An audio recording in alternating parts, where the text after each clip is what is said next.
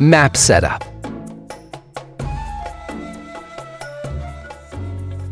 It's time to create your site map, or polygon as we call it. Before we get started, let's understand why this is important and how the map is used. The polygon outlines the borders of your site.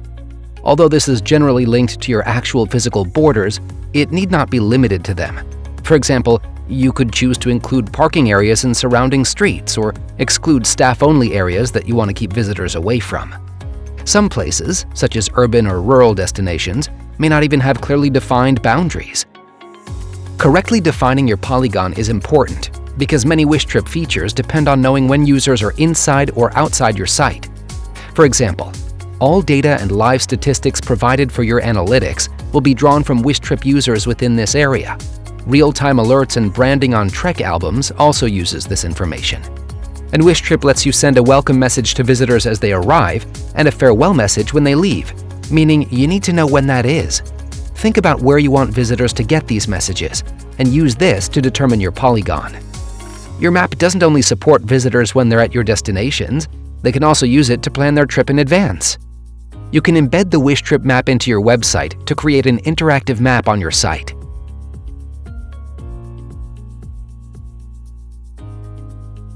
As you look at the map setup screen, there are a few things you'll notice.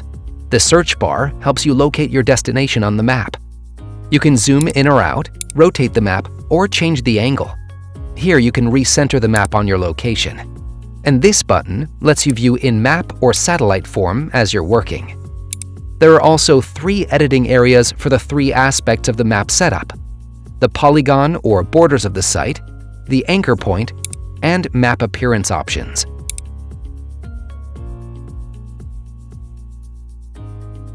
Let's start by creating your polygon. If you have a GeoJSON file of your area, you can upload it here. If you don't, it's easy to convert GPX, KML, and other files using free online tools. Alternatively, you can simply draw it on the map. Locate your general area by entering the location into the search bar, or just dragging the map to the right place. Zoom in to get more detail.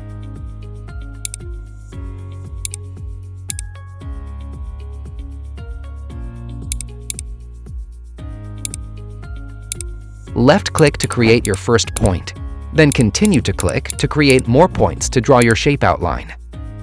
The borders of your polygon need to be enclosed and not overlapping themselves.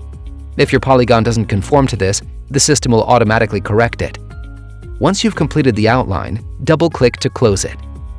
Now you can zoom in to get more precise and refine the borders. The more you zoom in, the more accurate you will be able to make your map. You can also change your map display to help you get a picture of the scene on the ground as you mark it out. You can move any point to where you want it by left-clicking and holding as you drag it.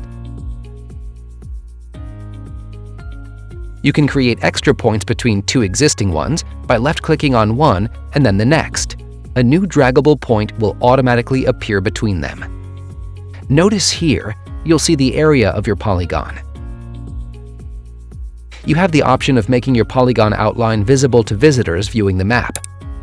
Once you're done, click Save in the polygon box to move on.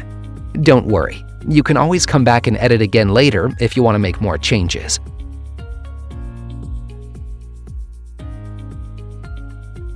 Once you have your polygon saved, you'll want to identify an anchor point for your site. This is the point that navigation apps will use when directing visitors to your destination.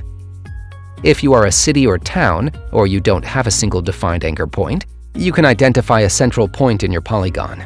This is necessary, as the anchor point is used to locate you on the map even if you disable the navigation. However, enclosed sites with limited points of entry can also use this feature to direct visitors to the ticket booth or parking lot. The anchor point can be anywhere inside, on the edge, or even outside your polygon, depending on what makes the most logical sense for you. A single click on the map will add your anchor point. Alternatively, you can add an anchor point by entering the latitude and longitude in the box. You'll also need to decide whether to use your anchor point for navigation. This means that Wishtrip users looking for your destination will be able to navigate to this spot by hitting a button on the site page. Sites without a single defined entry point will probably want to disable this feature. When you're ready, click Save, to move on to the last step of map setup. In Map Options, you can determine how users will first encounter your map when they open the app on their phones: simplified or clear, with terrain details, or satellite form. If you select Default, it will open in the form determined by the preferences in each user's phone settings. A user can easily switch map views themselves when using the app. This only determines how they first encounter it. When you've completed all sections, click Next to move on. You can still come back and edit later.